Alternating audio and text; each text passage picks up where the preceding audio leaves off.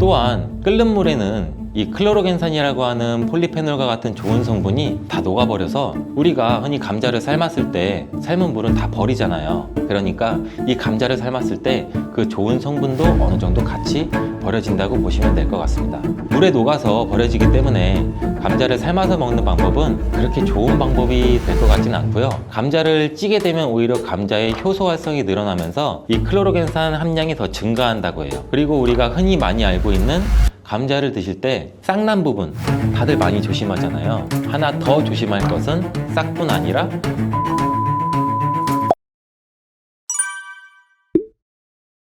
삶아 먹고 데쳐 먹고 쪄 먹고 볶아 먹고 전으로 부쳐 먹고 정말 다양하게 먹는 채소가 바로 감자인데요. 건강에 좋은 감자도 잘 알고 드셔야겠죠.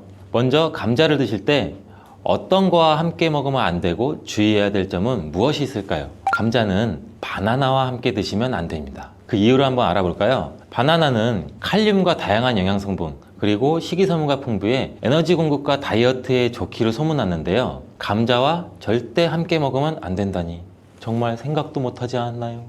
나트륨을 배출하는데 도움을 주기로 유명한 칼륨은 바나나뿐만 아니라 감자에도 풍부하게 함유가 되어 있습니다. 함께 드시게 되면 칼륨이 몸속에 과다하게 들어오고 그렇게 되면 세포의 수분 균형이 깨져 근육과 신경에 과도한 이완을 초래할 수 있고 근육의 무력감과 만성 손발 저림을 넘어 심하면 심장 부정맥을 일으킬 수가 있습니다. 또 혈압 상승도 같이 일으킬 수가 있고 함께 드시지 않고 따로 드시게 되면 이 칼륨은 우리 몸에 정말 좋은 효능을 발휘하는데 몸속 나트륨을 배출할 뿐만 아니라 칼륨은 혈관을 확장해서 몸속의 노폐물도 원활하게 배출되도록 도와줍니다. 또한 이 감자의 풍부한 칼륨은 알카리성으로 혈액의 산성화를 방지해서 뼈에서 칼슘이 빠져나가는 것도 막아주고 마그네슘과 같이 근육의 수축과 이완에 큰 도움을 줘서 다리나 종아리 근육의 갑작스러운 경련을 예방해주는 역할도 같이 해주기 때문입니다. 따라서 감자는 고혈압, 동맥경화,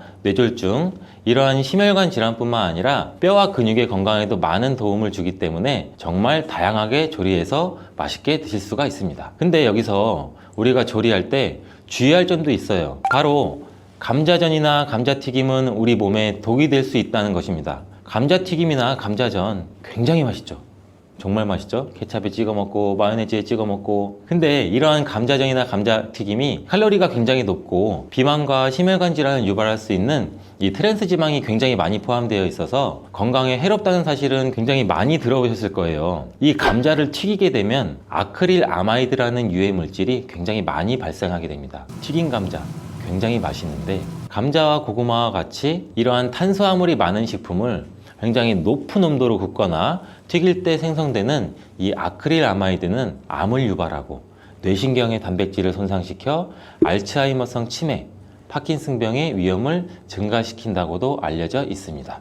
이러한 이유로 아크릴 아마이드는 세계보건기구와 국제암연구소에서 유해물질로 지정된 매우 위험한 물질인데 이런 위험한 물질을 굳이 일부러 만들어 먹을 필요는 없겠죠. 그렇다면 튀김 말고 어떻게 먹어야 되나? 감자를 삶아서 소금이나 설탕을 찍어 먹는 것, 이것 또한 좋아하시는 분들 굉장히 많을 거예요. 근데 물속에 넣어서 삶는 것보다는 감자는 찜기에 쪄서 드시는 게 굉장히 좋습니다. 감자에는 클로로겐산이라고 하는 폴리페놀 성분이 다량 함유가 되어 있는데 이 폴리페놀 성분이 특히 좋은 기능을 굉장히 많이 해요. 이 폴리페놀은 항암 효과가 있고 항산화 작용도 굉장히 강력하기 때문에 세포의 손상을 방지하고 세포의 변형도 방지해주는 기능이 있어 항암 작용도 있다라고 알려져 있고 이 클로로겐산이 심장질환의 위험성 정도도 감소시켜 줄 수 있습니다. 그리고 피부 건강에도 감자가 도움이 될 수 있는데 이는 과산화 지질을 방지해주는 기능도 있습니다. 지질, 지방,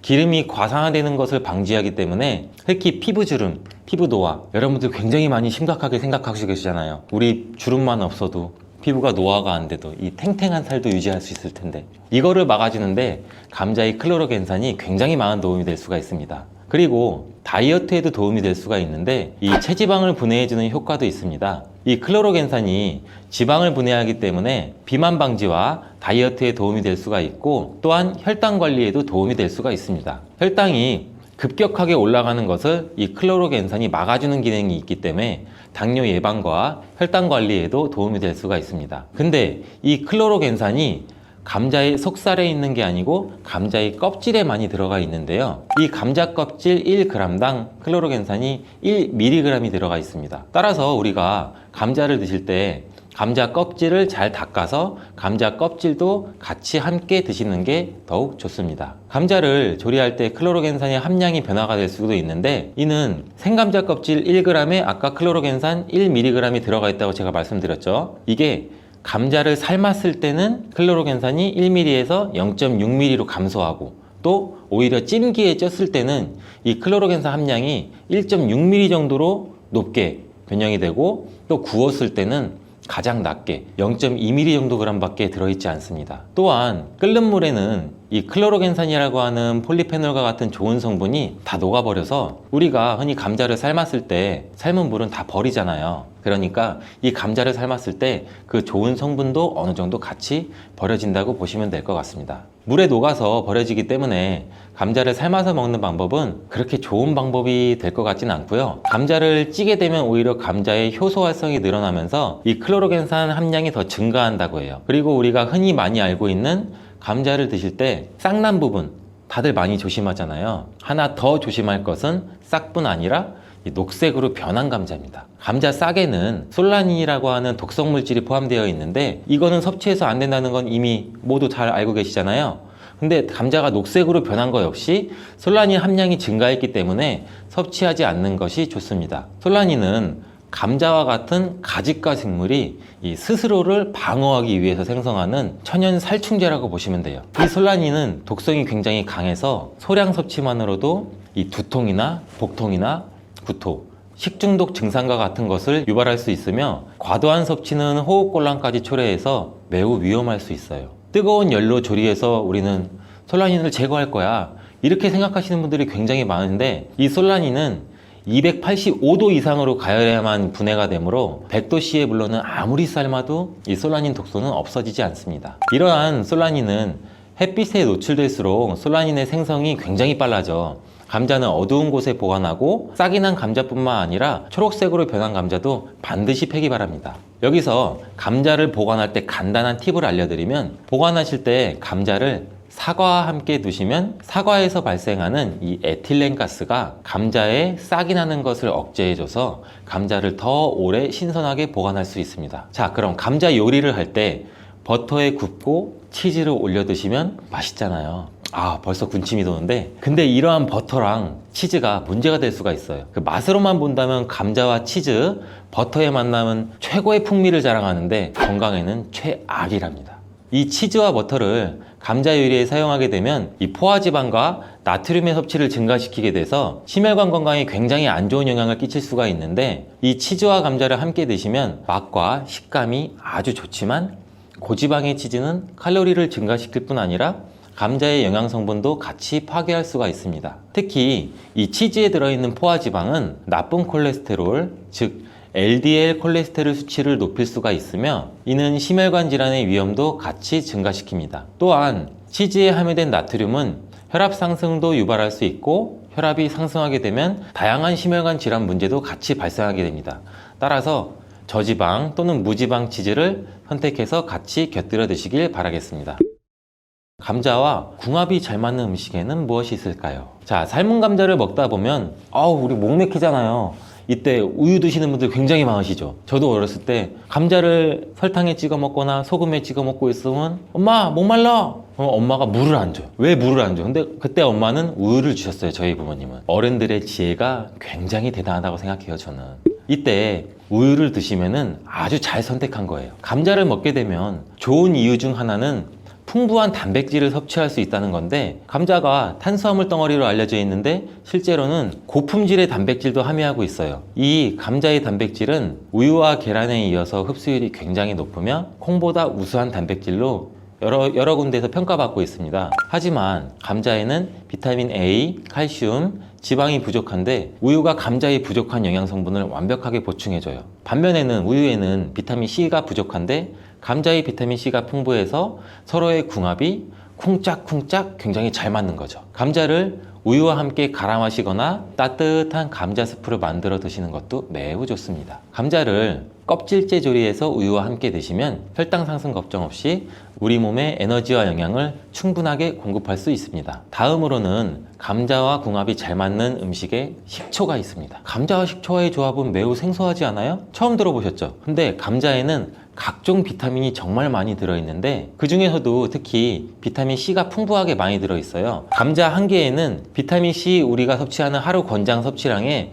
30% 이상이 들어있는데 사과보다 무려 3배나 많은 양이에요. 감자의 비타민 C는 이 스트레스 해소랑 강력한 항산화 작용을 해서 우리 몸의 면역력도 같이 강화시켜 주는데 이 비타민 C는 콜라겐 조직도 같이 강화해 피부를 탄력 있게 유지해주고 노화 방지에도 도움을 줍니다. 비타민 C가 열과 산에 약한 것은 굉장히 많이 알고 계시죠? 근데 놀라운 사실은 감자의 비타민 C는 감자 전분으로 인해서 마치 보호막처럼 삥 둘러싸여 있는 것처럼 열에 의한 손상이 적다는 거예요. 따라서 이 감자는 열에 익혀도 이 비타민 C가 많이 파괴되는 것을 걱정하지 않으셔도 됩니다. 이 비타민 C는 산도가 높은 환경에서 더욱 잘 흡수되면서 감자 요리나 감자 샐러드를 하실 때는 식초나 레몬즙을 약간 뿌리면 이 비타민 C의 흡수율을 또 높일 수 있어요.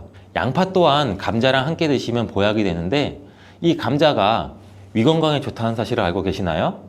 그 이유는 바로 항염작용을 하는 폴리페놀과 아르기닌 성분 때문이에요. 이 성분들은 우리 몸의 위 벽을 보호하고 이 세포의 변형을 막아 염증도 감소시키면서 독소를 제거하는 역할도 같이 해요. 이뿐만 아니라 감자는 알칼리성 식품으로 건강에 이로운 식품으로 손꼽히는데 우리 몸이 산성화될 때 다양한 질병의 위험이 굉장히 높아져요.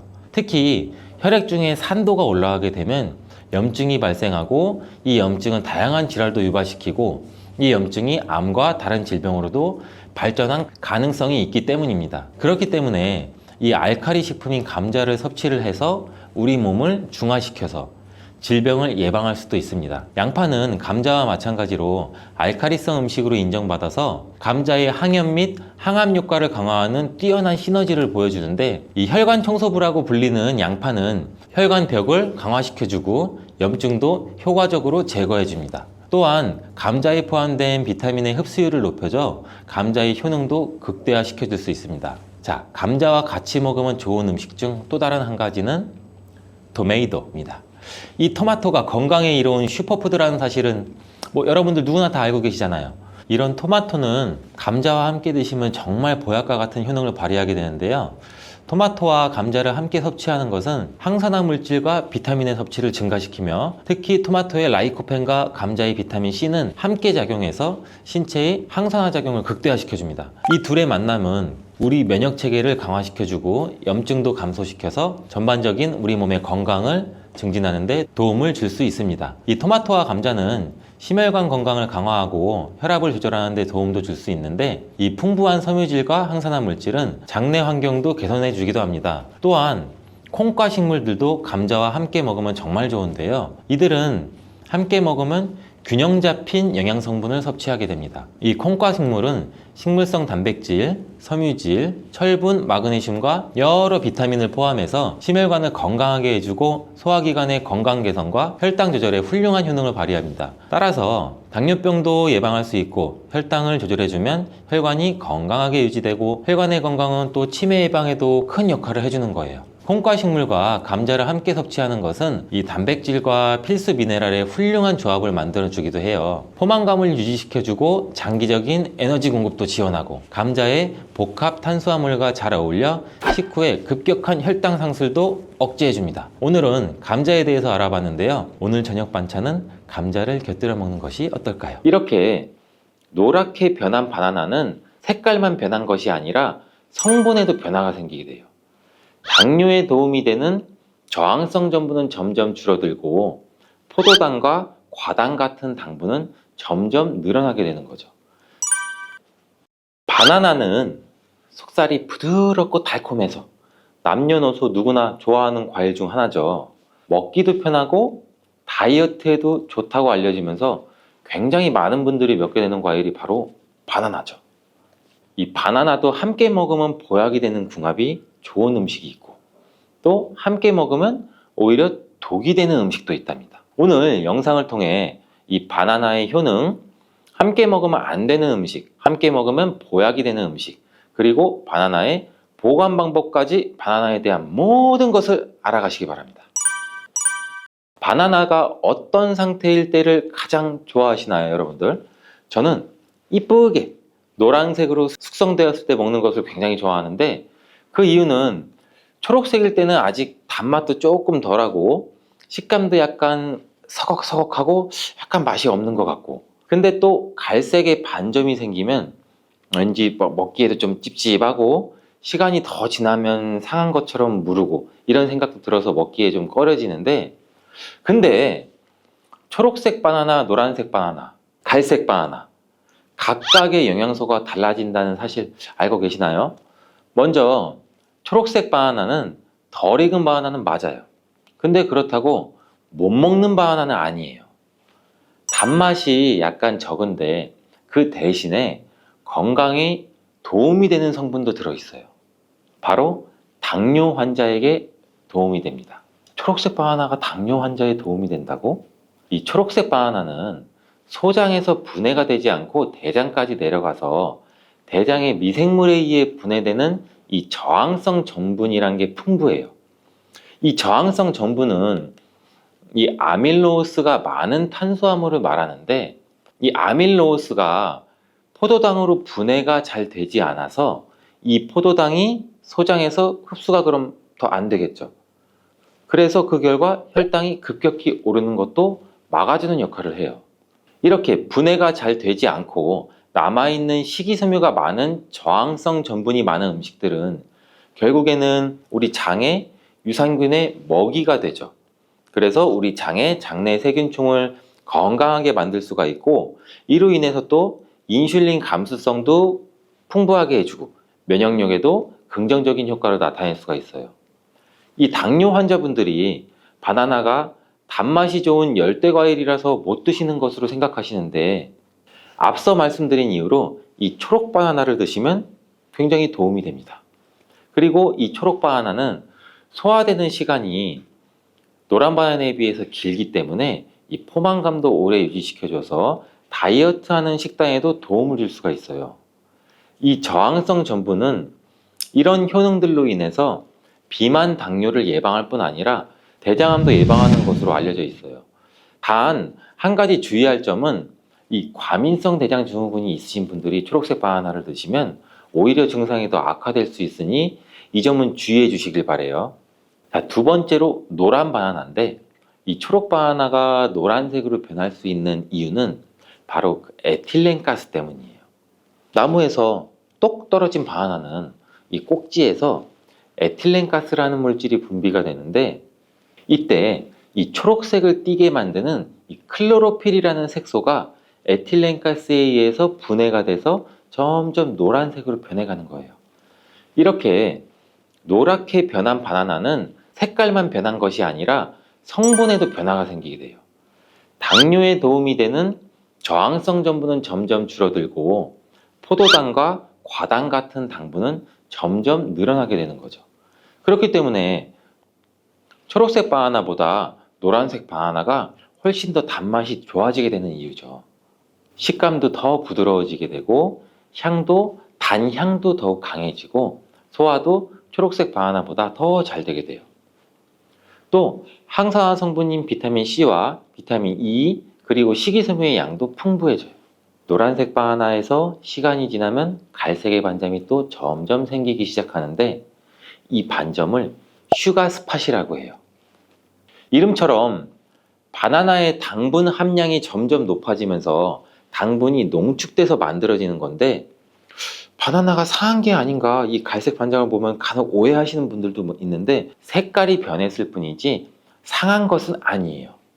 그런데 이 슈가 스팟이 점점 많아질수록 바나나의 당분 함량이 높아지는 것 때문에 당뇨가 있으신 분들은 섭취하실 때 주의해 주시는 게 좋겠고, 최근에 바나나에 대한 연구가 굉장히 많이 또 진행되고 있는데, 이 슈가 스팟이 생겼을 때 바나나의 성분에 대한 실험도 진행됐어요. 일본 데이쿄 대학 연구에 따르면 이 갈색 반점이 생긴 바나나의 면역 효과는 노란색의 바나나보다 최대 8배 높았으며 종양을 괴사시키는 물질로 알려진 우리 NK 면역세포를 또 활성화도 시켜준다고 해요. 이 NK 면역세포는 바이러스에 감염된 세포나 암세포를 직접 파괴하는 역할도 하고, 이 TNF라는 종양괴사인자를 분비해서 비정상세포의 증식도 억제하고 암세포의 자살도 유도한다고 해요. 이게 무슨 말이냐면, 쉽게 설명드려서 갈색 반점이 생긴 바나나는 면역력도 강하게 만들어주고 암 예방과 치료에도 도움을 줄 수 있다는 결과라고 보이죠. 이 바나나에 함유되어 있는 성분을 살펴보면 흔히 알고 있는 칼슘, 마그네슘, 다양한 미네랄도 풍부하게 함유되어 있잖아요. 또한 우리 몸에 에너지를 공급해주는 탄수화물도 풍부하게 함유하고 있어요. 운동 경기를 우리가 TV로 보다 보면 선수들이 중간에 바나나를 먹는 장면을 볼 수 있는데, 운동 중에 바나나를 먹으면 이 풍부한 탄수화물로 인해 에너지를 빠르게 공급해줘서 이 폭발적인 힘을 내는데도 도움을 줄 수 있다고 해요. 나이가 들면서 점점 몸 안의 호르몬이나 에너지 균형도 깨지고 건강도 점점 안 좋아지게 되는데, 특히 혈관 건강에 문제가 생기는 경우가 굉장히 많이 있어요. 이 혈관 건강에 문제가 생기면서 나타나는 대표적인 증상이 고혈압이 되겠죠. 이 때문에 나이가 들면서 혈압도 관리하는 게 굉장히 중요한데, 바나나에 풍부하게 함유된 칼륨은 세포의 삼투압과 수분의 평형을 유지 기능을 수행해서 몸 안에 나트륨을 배출하는 데 굉장히 많은 도움을 줘서 혈압을 조절하는 데도 도움을 준다고도 알려져 있죠. 성인의 하루 칼륨의 권장 섭취량이 남성은 약 한 4,700ml 정도 되고 여성은 3,500ml 정도 되는데, 실제로 섭취하는 칼륨의 양은 남성은 55%, 여성은 75% 정도만 섭취하는 것으로 통계를 통해 확인할 수도 있어요. 칼륨이 체내에서 부족하게 되면 혈압도 오르고 우리 심장에 무리도 줄 수 있으면서 이 근육의 경련도 일어나게 돼요. 또 힘이 빠지는 무기력증 등의 대표적인 증상도 나타날 수가 있죠. 또 바나나 한 개에는 하루 권장 섭취량의 약 15%의 칼륨이 함유되어 있어 우리가 부족한 칼륨을 보충하는데 탁월한 도움도 줄 수 있죠. 또 바나나에는 비타민 B6도 풍부한데, 이 비타민 B6는 피리독신이라고 불리우는데 인체의 기능을 정상적으로 유지하는 데 굉장히 중요한 역할을 하는 수용성 비타민이에요. 이 비타민 B6는 우리 신경 전달 물질을 생산하는데, 특히 행복 호르몬이라고 불리는 세로토닌의 합성에도 굉장히 중요한 역할을 해요. 이 세로토닌은 행복감과 안정감을 느끼게 해주고 우리 몸의 스트레스도 완화시켜주고, 또 식욕을 조절해서 체중 감량에도 도움을 주고 수면의 질도 향상시켜 피로회복에도 도움을 주는 성분이에요. 이러한 효능으로 우울증, 불안장애, 불면증, 이렇게 정신질환도 같이 예방되고 치료하는 데에도 활용되는 성분이 세로토닌이에요. 쉽게 말해서 바나나를 섭취하면 행복감을 높일 수 있는데 도움을 줄 수 있다는 거죠. 또 비타민 B6는 우리 몸의 호모시스테인 농도도 조절해줘서 이 심혈관 질환이나 뇌혈관 질환도 예방하고 단백질을 분해해서 몸에 에너지를 공급하는 데도 도움을 줘서 우리 바나나를 먹으면 힘이 나는 거예요. 이렇게 좋은 효능이 있는 바나나도 함께 먹이면 오히려 독이 되는 식품이 있는데, 그 첫 번째가 바로 우유예요. 우유? 바나나 우유? 이 그렇게 유명한 바나나 우유도 있는데 무슨 말을 하는 건지 이렇게 생각하시는 분들도 있죠. 맞아요. 우유에 풍부한 칼슘은 흡수가 잘 안 돼서 다른 미네랄 성분이 필요한데, 대표적으로 비타민 D와 마그네슘이 칼슘의 흡수를 도와주죠. 바나나의 칼륨과 함께 우리 몸속의 나트륨을 배출해주는 효능도 극대화시켜주기도 하는데, 이 우유에 풍부한 트립토판도 세로토닌의 분비도 도와줘서 바나나와 함께 행복도를 높이는데 탁월한 효능을 발휘하기도 해요. 하지만 이러한 효능도 소화를 잘 시켰을 때 이야기예요. 이 소화력이 좋은 분들한테는 이런 효능을 누릴 수 있지만, 나이가 들면 들수록 소화가 잘 안 되시는 분들이 바나나와 우유를 함께 드시게 되면 이 불용성인 바나나가 위 속에 오래 남아있게 되고, 바나나의 유기산과 당분이 우유의 풍부한 단백질, 칼슘과 결합해서 소화가 더 어려워지게 된다고 해요. 바나나가 우유의 결합물이 위와 장에서 과발효가 일어나고 소화기관에 무리가 주게 된다는 얘기죠. 이렇게 되면 위염이나 식도염 등 다양한 질환이 나타날 수 있고, 계속되면 만성질환이 나타날 수도 있고, 위 건강이 안 좋으신 분들이나 위가 약하신 분들, 소화가 잘 안 되시는 분들은 주의해서 드시라고 말씀을 드리는 거예요. 그렇다면 장 건강에 도움을 주는 바나나와 함께 먹으면 좋은 음식은 없을까요? 있습니다. 바로 오트밀이에요. 바나나에 함유한 섬유질은 대부분 불용성이기 때문에 이 장내 이물질을 흡착해서 변의 부피를 크게 하는 데는 도움을 줄 수 있어요. 이 때문에 바나나를 지속적으로 먹으면 좀 과하게 먹으면 변비에 걸리기도 하죠. 이를 방지하려면 수용성 섬유질이 필요한데, 오트밀에는 이 수용성 섬유질이 50% 이상이나 함유되어 있어서 바나나와 오트밀을 함께 섭취하게 되면 섬유질의 균형이 잘 맞아서 변을 무르게 해서 배변도 원활하게 해주고 장 건강에도 도움을 줄 수 있답니다. 또한 이 콜레스테롤의 배출도 도와줘서 혈관 내의 나쁜 콜레스테롤의 수치도 낮추는 데에도 도움을 줄 수가 있고요. 바나나와 함께 독이 되는 음식 두 번째는 바로 고구마예요. 고구마는 바나나와 함께 다이어트에 도움이 되는 음식으로 함께 섭취하는 경우가 종종 있는데, 이 고구마와 바나나는 복합 탄수화물이 풍부해서 포만감을 길게 유지해줘서 다이어트에 물론 도움이 될 수 있어요. 하지만 한 가지 문제가 있는데, 바나나와 고구마 둘 다 칼륨 함량이 높다는 거예요. 칼륨은 과다하게 섭취하게 되면 우리 몸에 고칼륨 혈증을 일으킬 수도 있고, 이로 인해서 무력감이나 피로감, 메스꺼움, 구토, 호흡곤란 이런 증상도 올 수가 있으며, 심한 경우 저혈압이나 부정맥, 근육마비나 심장마비 이런 심각한 부작용도 나타날 수가 있는데, 소량 섭취하면 큰 문제가 되지 않지만 과량 섭취 시 신장이 약하신 분들, 또 몸에서 칼륨 배출이 원활하지 않기 때문에 고구마와 바나나를 지속적으로 과다하게 함께 드시게 되면 신장도 망가뜨릴 수가 있어서 이런 점을 주의하면 좋다고 말씀드리는 거예요. 바나나와 함께 먹으면 보약이 되는 음식은 오트밀에 이어서 파인애플이 있어요. 이 바나나와 파인애플에는 브로멜라인이라는 효소가 풍부한데, 이 효소는 운동 후에 생기는 근육의 염증을 빠르게 회복시키고 또한 근육의 피로 회복에도 도움을 주는 것으로 알려져 있어요. 또한 바나나와 파인애플을 함께 드시게 되면 단백질 분해를 극대화해서 소화도 돕고 소화기 질환에도 예방하는 효과를 가져요. 바나나와 함께 먹으면 보약이 되는 음식 이 세 번째는 바로 카카오예요.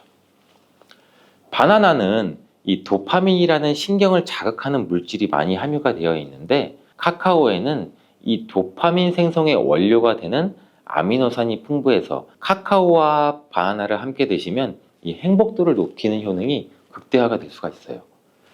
카카오에는 폴리페놀과 이 플라보노이드 등의 항산화 물질이 풍부해서 우리 몸의 활성산소도 제거해주고 세포의 노화도 방지해줘요. 바나나에도 항산화 물질인 베타카로틴과 비타민 C가 풍부해서 카카오와 바나나를 함께 드시면 항산화 효과도 같이 높일 수가 있는 거죠. 바나나와 함께 먹으면 보약이 되는 음식 이 네 번째는 바로 견과류예요. 바나나와 견과류를 함께 드시면 이 세로토닌의 분비가 촉진이 돼서 마음을 차분하게 하고 숙면을 취하는 데도 도움이 돼요. 또한 바나나의 풍부한 마그네슘은 근육의 이완을 돕고 견과류의 트리토판을 세로토닌으로 바꿔주는 성분인 이 비타민 B6가 바나나에 풍부해서 견과류와 바나나를 함께 드시면 불면증과 우울증을 예방하고 개선시킬 수 있는데 도움을 줄 수 있다고 하네요. 자, 이제 그럼 바나나의 보관법을 한번 알아볼 텐데, 바나나를 보관하실 때는 바나나의 꼭지 부분을 랩이나 호일로 감싸주신 상태에서 바나나 거리 같은데 걸어두시는 게 좋아요. 그렇게 하면 바나나 꼭지에서 나오는 에틸렌 가스를 어느 정도 차단해줘서 숙성되는 것을 방지해서 조금 더 오래 보관할 수 있고, 그리고 열대 과일인 바나나는 냉장고에 보관하게 되면 냉해를 입어 바나나 색이 굉장히 빠르게 검은색으로 변하게 돼요. 바나나를 오래 보관하시려면 껍질을 벗긴 상태에서 먹기 좋은 크기로 잘라서 냉동 보관하셨다가 드시는 것도 추천을 드리겠습니다. 그래서 혈관에 문제가 생기기 시작하면 여러 가지 질병이 쫙 뻗어 나타나는 거예요. 대표적인 혈관성 질병이 고혈압, 당뇨, 치매 등등이 있잖아요. 이런 중요한 혈관을 건강하게 만들기 위해 반드시 섭취해야 되는 채소가 오늘의 주인공, 바로 양파예요. 이 양파의 첫 번째 효능은 바로 혈관을 깨끗하게 청소해준다는 거예요. 혈관이 부드럽고 탄력이 좋아야 되는데 나이가 들면 들수록 딱딱하고 혈관벽이 두꺼워지고 콜레스테롤 때문에 혈관벽이 좁아지기도 하고 혈전이 생겨서 혈액순환도 안 되고, 이렇게 되면 당연히 고혈압이나 뇌졸중 등 혈관 질환이 나타나게 되겠죠. 이러한 혈관 질환을 예방하는 데 양파가 굉장히 좋은 역할을 하게 돼요. 양파에는 혈관 질환에 도움을 주는 중요한 성분 2가지가 들어있는데, 양파를 썰면 눈물을 나도록 하는 성분이 알리네이즈라는 성분이에요. 알리네이즈는 휘발성이기 때문에 눈이 메어지는 건데, 이 성분은 항산화 작용이 뛰어나서 활성산소를 제거해서 혈관이 손상되는 것을 막아주겠죠. 양파 이렇게 드시면 오히려 건강에 독이 될 수가 있어요. 식탁 위의 혈관 청소부라는 양파는 많은 요리에 사용되는 우리나라에게 너무 익숙한 채소죠. 중국 사람들이 돼지 기름으로 요리한 음식을 또 굉장히 많이 드시잖아요. 이 혈관 질환에 잘 걸리지 않는 이유 중 하나가 바로 양파를 많이 먹기 때문이라고 해요. 이 양파는 혈관 청소 외에도 정말 다양한 효능이 있는데, 아무리 좋은 양파도 잘못 먹으면 오히려 건강을 해치는 독이 될 수가 있어요. 양파의 효능 4가지와 양파를 어떻게 먹어야 하는지, 양파를 드실 때 주의해야 할 점, 양파를 먹으면 효능이 배가 되는 음식까지 양파에 대한 모든 것 알려드릴게요.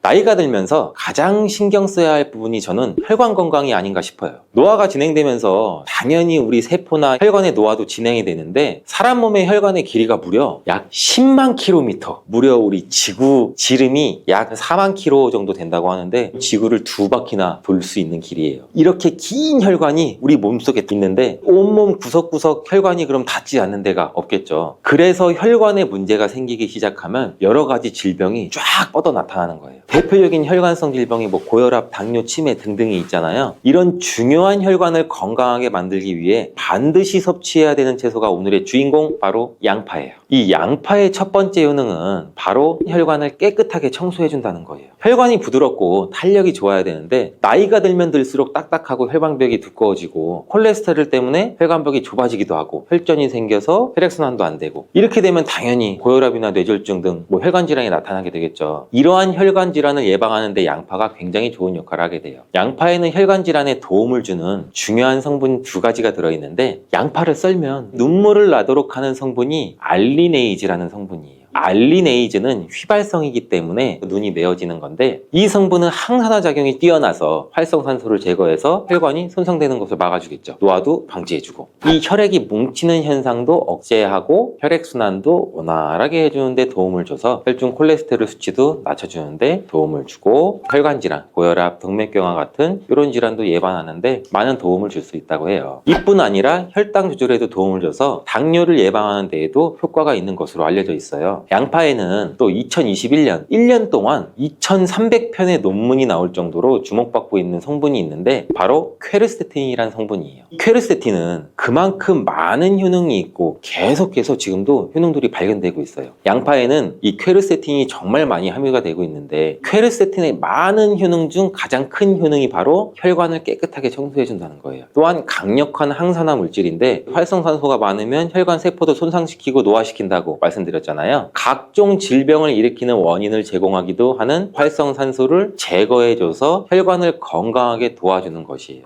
염증도 같이 잡아주고 암도 예방하고 비염에도 도움을 주는 효능도 있다고 많이들 알려져 있죠. 그렇다면 이 퀘르세틴은 양파 전체에 골고루 함유되어 있을까요? 그렇지 않습니다. 양파는 보통 9겹 정도로 이루어져 있는데, 퀘르세틴은 바깥쪽으로 갈수록 함량이 높아져요. 양파의 속살보다는 껍질의 퀘르세틴 함량이 약 30배에서 100배 정도 높게 함유가 되어 있대요. 그래서 이 퀘르세틴을 많이 섭취하려면 양파를 껍질을 드셔야 되는데, 양파 껍질을 먹을 수 있는 방법으로는 차를 우려서 드시는 것을 많이들 권장을 하셔. 시중에 나와 있는 양파 껍질 차를 구매해서 따뜻한 물에 우려서 드신다면 퀘르세틴을 제대로 흡수하지 못합니다. 못해요. 이 양파 껍질에서 퀘르세틴을 용출해서 차로 드시려면 양파 껍질을 1리터 물에 약 20분 정도 센 불로 끓여주시다가 약불로 30분 정도 더 끓여서 드시면 퀘르세틴이 잘 우려난다고 해요. 이렇게 양파 껍질 끓인 물을 따뜻하게 차로 드셔도 되고 냉장고에 보관하셨다가 시원하게 드셔도 좋아요. 양파의 두 번째 효능은 또 항바이러스 작용이에요.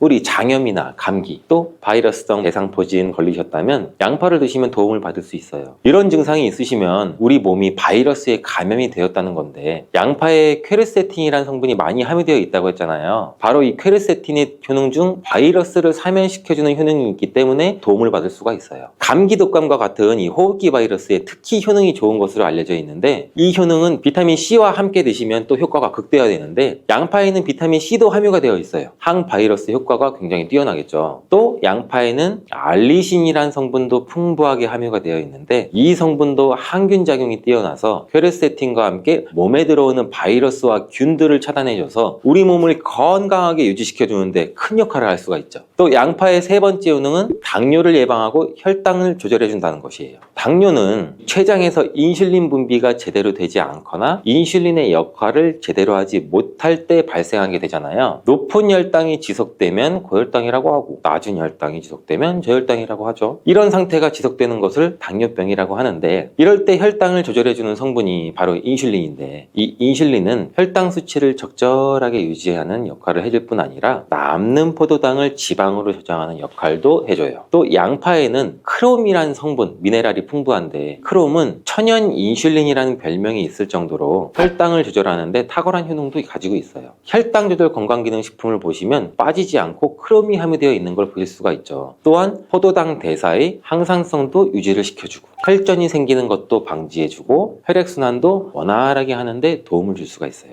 양파를 드실 때 양파를 잘게 자르게 되면 더 큰 효과를 또 볼 수가 있는데 양파를 잘게 자를수록 알리나아제라는 효소가 최대로 활성화된다고 해요. 이 알리나아제는 크롬을 활성화시키는 효능이 있어 당뇨가 있으신 분들한테는 또 더욱 큰 도움을 줄 수가 있는 것이 되겠죠. 당뇨가 있는 분들한테 양파를 꾸준히 섭취하도록 한 뒤 혈당 수치를 측정했을 때 한 달이 지났을 때 혈당 수치가 약 26% 정도로 감소됐고 또 6개월이 지났을 때는 39% 정도 감소한 혈당 수치를 측정할 수 있었대요. 양파가 정말 당뇨를 개선하는데 굉장히 도움을 줄 수가 있는 거죠. 보통의 항산화 물질은 열을 가하게 되면 효능이 소멸되게 되는데 항산화 물질이 있는 채소나 과일은 생으로 드시는 것을 많이 권장하기도 하죠. 크롬은 열에 강하기 때문에 양파에 열을 가해 요리를 할 때도 크롬의 효과를 그대로 누릴 수가 있다고 해요. 양파의 네 번째 효능은 또 항알레르기 효과예요. 아토피, 천식, 비염 같은 알레르기 질환이 있으신 분들한테 양파가 굉장히 또 큰 도움을 줄 수 있어요. 알레르기의 증상으로는 재채기, 콧물, 코막힘 등등이 있고 또 피부에 가려움증, 발진도 나타나잖아요. 이런 증상을 일으키는 원인이 우리 몸 안에서 히스타민의 분비가 일어나기 때문인데 양파를 드시면 양파 속에 퀘르세틴이라는 물질이 이 히스타민의 분비를 또 억제해서 알레르기 반응을 완화시켜 줄 수 있다고 해요. 이러한 여러 효능이 있는 양파는 함께 드실 때 효능이 배가 돼서 보약이 되는 잘떡궁합의 식품들이 있는데 첫 번째, 바로 식초예요. 양파를 피클로 만들어 드시면 상큼하니 입안을 개운하게 해주기도 하는데 고기랑 함께 드실 때 참 좋죠. 한 가지 주의할 점은 이런 피클을 만들 때 설탕을 너무 많이 넣으면 오히려 건강에 더 해가 되겠죠. 피클의 맛이 약간은 떨어지더라도 건강을 위해서는 설탕은 빼고 만드시는 것을 추천해 드려요. 또한 식초에는 피로를 유발하는 젖산의 분비를 억제하는 효능이 있고 양파는 피로 회복에 좋은 비타민 B1의 흡수를 촉진하는 효능도 있어 양파와 식초를 함께 드시면 에너지를 충전하고 피로를 회복하는 데 도움을 받을 수가 있죠. 또한 식초는 나쁜 콜레스테롤의 흡수도 억제해서 혈관 건강도 도움을 줘서 우리 몸의 면역력 강화에도 큰 효과가 있습니다. 양파와 함께 드시면 보약이 되는 식품 두 번째는 바로 계란이에요. 이 계란 노른자에는 루테인과 지아잔틴 이 두 가지 중요한 항산화 성분이 풍부하게 함유가 되어 있는데 이 지아잔틴은 자유라디칼이라는 성분으로부터 우리 눈을 보호하죠. 이 자유라디칼은 환경적인 요인이나 노화나 스트레스 등으로 발생해서 우리 세포를 손상시키는 것을 말해요. 눈에 발생하게 되면 심하면 또 실명까지도 이를 수가 있는데 계란에는 콜린이라는 성분이 함유가 되어 있는데 콜린은 대표적인 뇌 건강을 좋게 하는 물질이에요. 아세틸콜린이라고 하는 신경 전달 물질을 만드는데도 콜린이 작용하기도 하는데, 이 아세틸콜린이 부족하게 되면 기억력 저하나 학습 능력의 감소, 더 나아가서 이제 치매도 일으킬 수가 있겠죠. 양파의 퀘르세틴과 알리나제 성분으로 혈관을 깨끗하게 하고 활성산소도 제거해서 혈관 세포를 손상도 막아주는 효과랑, 계란의 콜린이 효능이 만나서 뇌혈관을 건강하게 하고 뇌신경을 활발하게 해서 치매 예방에 정말 좋은 음식이 되는 거죠. 양파와 함께 드시면 보약이 되는 식품 세 번째는 마늘입니다. 마늘에는 알싸한 매운맛을 내는 알리신 성분도 들어있는데, 이 성분이 혈중 지질, 콜레스테롤 수치를 낮춰 중성지방도 낮추는데도 굉장히 효과적인 성분이에요. 이를 통해서 혈관의 동맥경화를 방지하는 데 또 도움을 줄 수도 있고, 심혈관 질환을 예방하는 데도 아주 좋은 성분이 될 수가 있죠. 항산화 성분인 폴리페놀이 풍부해서 콜레스테롤이 산화되는 것을 막아서 나쁜 콜레스테롤이 만들어지는 걸 방지해줘요. 또 마늘은 미국 국립암연구소가 선정한 48가지 항암식품에 들어가는데, 마늘에 함유된 알리신과 유황화합물 그리고 셀레늄이 바로 항암 효과를 나타내요. 이 성분들이 암세포의 성장을 억제하는 데 굉장히 탁월한 효과가 있고, 면역력도 강화해줘서 암을 예방하는 데 굉장히 큰 도움을 주는 거죠. 특히 소화기 계통의 암 종류에 대해서는 50%에서 70% 정도의 억제율을 보인다는 실험 결과도 있어요. 이런 효과들이 양파와 만나면 양파의 효능과 마늘의 효능이 극대화돼서 암 예방이나 혈관 건강에 아주 좋은 음식이 될 수가 있겠죠. 양파와 함께 드시면 보약이 되는 식품 네 번째는 브로콜리예요. 브로콜리에는 설포라판과 인돌 화합물이 풍부하게 함유가 되어 있는데, 이 성분에는 암세포의 성장을 억제하고 암을 예방하는 데 굉장히 뛰어난 효능이 있는 항암 성분이에요. 또한 비타민C, 베타카로틴 등등 항산화 물질이 풍부하게 함유가 되어 있어서 우리 몸의 활성산소도 제거하고 노화를 방지하는 데에도 굉장히 효과적이고, 비타민 A도 굉장히 풍부하게 함유가 돼서 눈의 피로도 해소하고 시력을 보호하는 데에도 굉장히 큰 도움을 줄 수가 있겠죠. 또한 풍부한 식이섬유가 있어서 장 운동도 촉진하고 배변 활동도 원활하게 해줘 장 건강에도 굉장히 큰 도움을 줄 수가 있어요. 철분도 풍부하게 함유하고 있어 빈혈을 예방하는 데도 굉장히 효과적이랍니다. 브로콜리에는 바이러스에 대한 저항력을 높여주는 인터페론의 분비를 촉진하는 성분도 함유가 되어 있는데, 이러한 브로콜리의 좋은 효능은 양파와 함께 드시면 효과가 극대화돼서 우리 몸에 정말 좋은 식품이 될 수가 있어요. 양파와 함께 드시면 보약이 되는 식품 다섯 번째, 오메가3 지방산이 풍부한 들기름이에요. 들기름은 오메가3 지방산이 풍부해서 우리 뇌신경을 보호하고 염증도 감소시켜주는 효과가 있어요. 또한 이 알파리놀렌산이 풍부한데, 이 성분은 우리 몸에 흡수될 때 이 DHA로 전환이 돼서 기억력을 또 강화시켜줘요. 학습 능력 또한 향상시켜주는 효과도 갖고 있는데, 이 오메가3가 풍부한 등푸른 생선을 섭취해도 같은 효능도 누릴 수가 있어요. 양파와 들기름, 꽁치, 고등어와 같은 등푸른 생선을 드셔도 뇌 건강에 많은 도움을 받을 수가 있죠.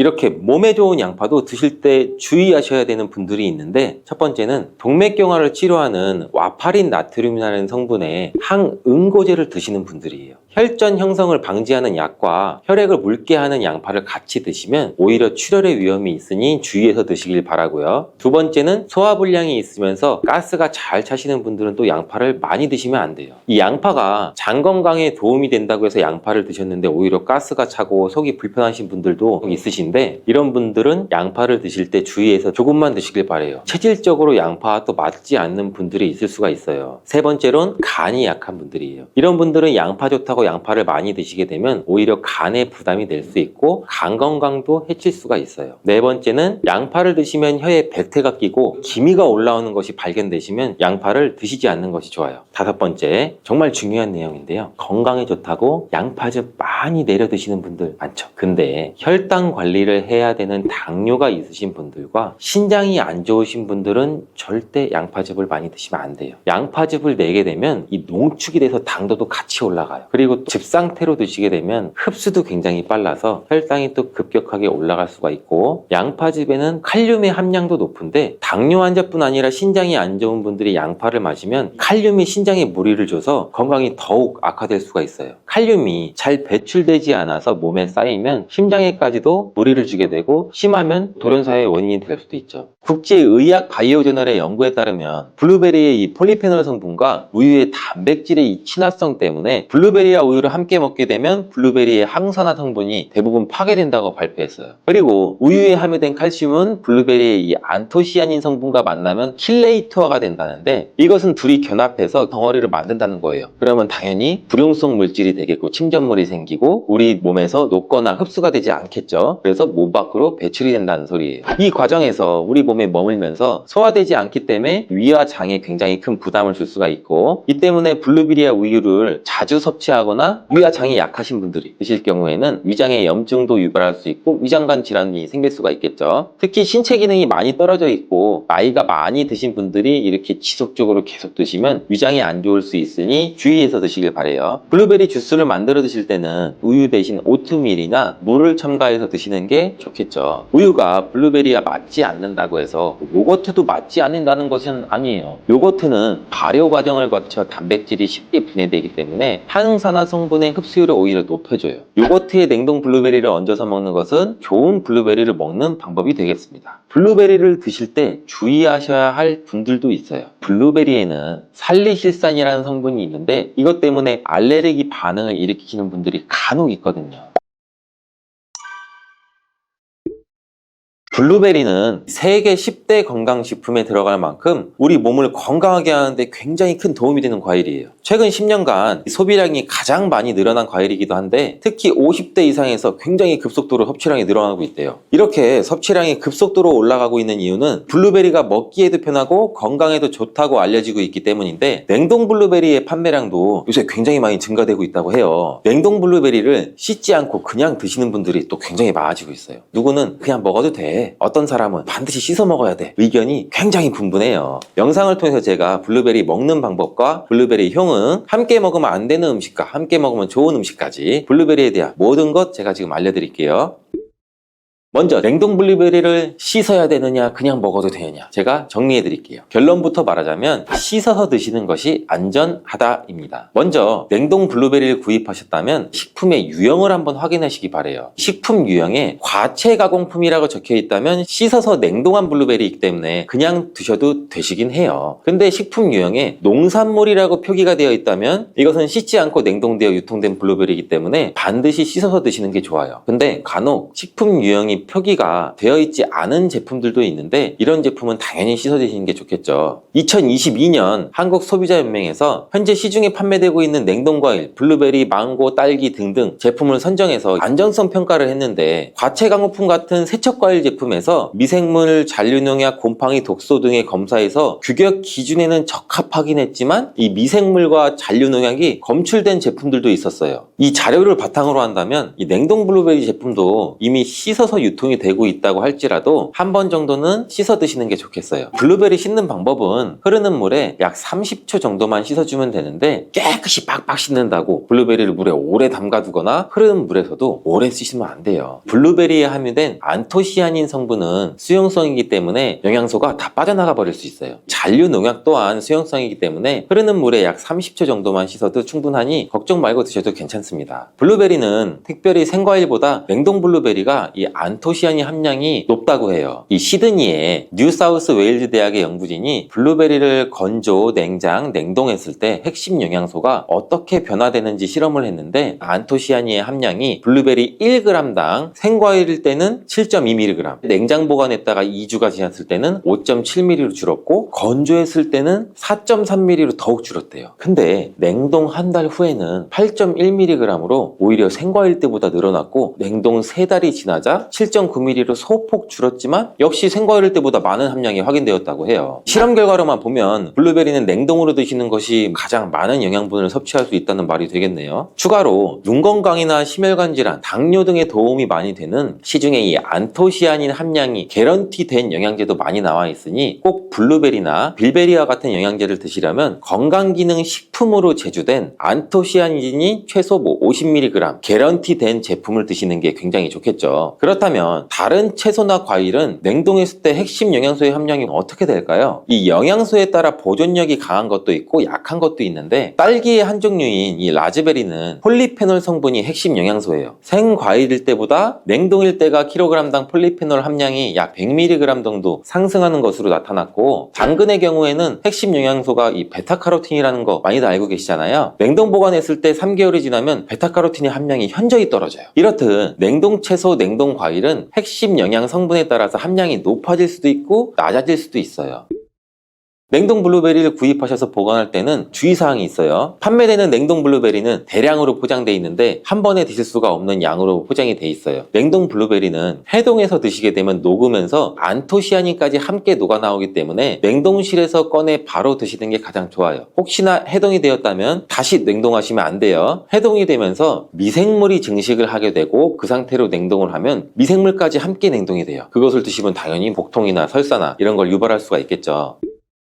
블루베리의 핵심 영양소인 안토시아닌은 폴리페놀의 일종으로 식물에 굉장히 많이 함유된 청자색을 띠는 성분이에요. 블루베리의 색깔이 짙은 보라색을 띠는 것은 바로 이 안토시아닌 성분 때문에 그런데, 안토시아닌의 과일변 함량에서는 빌베리 블루베리가 가장 높은 함량을 가지고 있는 것으로 알려져 있는데, 안토시아닌 함량이 높고 좋은 빌베리일수록 우리가 먹었을 때 입안에 보랏빛으로 착색이 심하게 되는 경우가 많아요. 인공색소가 아니기 때문에 전혀 걱정 안 하셔도 되고, 10분 정도 지나면 자연히 없어지니 시중에 빌베리, 블루베리가 포함된 건강기능 식품을 드셨을 때 오히려 착색이 되더라도 전혀 걱정하지 않으셔도 돼요. 안토시아닌의 가장 큰 효능은 눈을 건강하게 한다는 것. 이 안토시아닌은 로놉신의 제합성을 촉진시켜서 이 시력을 보호하고 백내장이나 안구건조 등 망막염 등 눈질환을 예방하기도 해요. 눈의 피로와 노화를 방지해서 초기 근시도 예방하는 것으로 알려져 있는데, 강력한 항산화 물질인 이 안토시아닌은 우리 몸의 활성산소를 제거해서 세포의 노화를 방지해 주는데 뇌세포의 노화까지 같이 예방을 해준다고 해요. 폴리페놀 성분인 이 안토시아닌은 우리 뇌의 신경세포를 보호해주고 신경 전달 물질의 분비를 촉진시켜 뇌기능도 향상시켜주면서 뇌의 해마를 자극해서 기억력도 향상시키고 치매를 예방하는 데도 도움을 줄 수가 있다고 해요. 이 테로스틸벤 성분이 뇌의 신경 전달 물질인 도파민과 노르에피네프린의 분비를 촉진시켜서 집중력을 향상시키는 데에도 도움을 주는 것으로 알려져 있고요. 간단히 말하자면 블루베리를 꾸준히 섭취하시면 기억력, 집중력을 향상시키고 치매를 예방하는 데에도 조금이나마 도움을 줄 수 있다는 거예요. 또한 활성산소를 제거하는 이 안토시아닌은 피부 미용에도 굉장히 좋은 효능을 발휘하는데, 이 피부 노화를 방지할 뿐만 아니라 염증을 제거하고 억제하는 효과도 있어 여드름 피부를 개선하는 데에도 도움이 돼요. 또한 비타민과 미네랄이 풍부해서 피부를 건강하게 유지하고, 풍부한 안토시아닌과 비타민C는 피부의 수분을 유지하는 데도 도움을 주고 주름도 예방하고 피부 톤도 밝게 하는 데도 도움을 줄 수가 있죠. 그리고 풍부한 식이섬유는 장의 운동을 촉진시켜주고 장내의 노폐물도 흡착하고 배출을 시켜서 피부 트러블 개선하는 효과도 같이 가지고 있어요. 나이가 들면서 머리 숱도 줄어들게 돼서 탈모를 걱정하시는 분들도 굉장히 많은데, 블루베리가 탈모 예방에도 굉장히 효과적이에요. 블루베리에 들어있는 이 안토시아닌은 튼튼한 모발이 자라날 수 있도록 모낭세포를 자극해주고 두피세포의 노화를 예방해서 탈모를 또 예방하게 되는 거예요. 블루베리에 함유된 또 비타민C는 머리카락 조직 형성에 필수적인 성분이고 콜라겐 생성을 촉진시킬 수 있는 성분이어서 모발을 강화하고 두피 건강을 증진하는 데에도 굉장히 큰 도움이 돼요. 항산화 성분이 안토시아닌은 머리카락 세포도 송산시키는 이 자유라디칼을 제거하고 머리카락 손상을 예방하는 데 도움이 돼서 탈모를 또 예방하는 그런 원리죠. 블루베리는 당뇨의 위험이 있는 분들한테 굉장히 큰 도움이 되거든요. 블루베리, 빌베리는 혈당 수치를 낮춰주고 당분을 에너지원으로 사용하는 이 신진대사의 과정을 촉진해주는 효능이 있어요. 미국의 당뇨병 협회는 빌베리, 블루베리를 당뇨병 슈퍼푸드라고 부르면서 블루베리를 꾸준히 드시면 인슐린 감수성을 향상시키고 혈당을 낮추는 데 도움이 된다고 발표했어요. 블루베리에 대한 연구를 굉장히 많이 진행을 했는데, 하루에 약 150g의 블루베리를 섭취한 실험군은 혈당 스파이크의 발생이 현저히 낮아졌고 인슐린 수치 또한 낮아진 것으로 확인되었다고 발표했어요. 블루베리에 함유된 이 안토시아닌뿐만 아니라 칼륨, 비타민 B6는 또 심장 건강을 지키는 데 굉장히 큰 도움을 주는데, 이 성분은 우리 몸의 콜레스테롤과 혈액의 지방을 감소시켜서 혈액순환을 또 원활하게 해준다고 해요. 이러한 효능으로 심장마비나 협심 심증을 일으키는 죽상동맥경화증을 예방하는데 굉장히 큰 도움을 주게 되죠. 또한 호모시스테인이 우리 몸에 과다하게 축적이 되면 혈관을 손상시켜요. 그리고 혈전을 생성해서 이 심장마비, 뇌졸중 이런 심혈관 질환을 유발할 수 있는데, 블루베리에 풍부한 엽산과 비타민 B6는 호모시스테인의 축적을 방지해서 심혈관 질환도 예방할 수가 있어요. 블루베리를 많이 드시는데 이 블루베리 잎에는 관심이 별로 없는 것이 사실이에요. 블루베리 잎이 열매의 항산화 효능보다는 뛰어나다고 하는 사실 알고 계신가요? 블루베리 잎은 열매보다 이 안토시아닌 함량이 또 높고, 또한 폴리페놀의 일종인 클로로겐산의 함량도 높아서 열매보다 항산화 효과가 20배에서 30배 정도 높은 것으로 알려져 있어요. 굉장히 놀랍지 않아요? 이러한 블루베리 잎은 차로 우려서 드시면 되는데, 물 1리터 정도에 잎 약 4g 정도를 넣고 10분 정도 끓인 후에 식혀서 드시면 돼요. 블루베리가 새콤달콤 맛이 난다면 블루베리 잎차는 구수한 맛이 나더라고요. 이렇게 좋은 블루베리도 함께 먹으면 안 되는 음식이 있는데 바로 우유예요. 깜짝 놀라지 않으셨나요? 보통 냉동 블루베리를 우유와 함께 믹서기에 갈아서 주스로도 쉐이크로도 많이 드시는데, 이렇게 되면 블루베리의 영양소가 파괴가 돼요. 국제의학 바이오저널의 연구에 따르면 블루베리의 이 폴리페놀 성분과 우유의 단백질의 이 친화성 때문에 블루베리와 우유를 함께 먹게 되면 블루베리의 항산화 성분이 대부분 파괴된다고 발표했어요. 그리고 우유에 함유된 칼슘은 블루베리의 이 안토시아닌 성분과 만나면 킬레이터가 된다는데, 이것은 둘이 견합해서 덩어리를 만든다는 거예요.